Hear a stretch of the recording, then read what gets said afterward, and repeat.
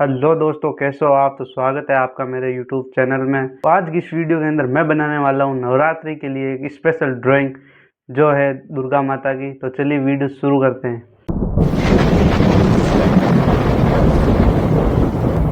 दोस्तों, दुर्गा माता की ये ड्राइंग बहुत ही रियलिस्टिक बनने वाली है, तो प्लीज़ इस वीडियो को एंड तक ज़रूर देखना।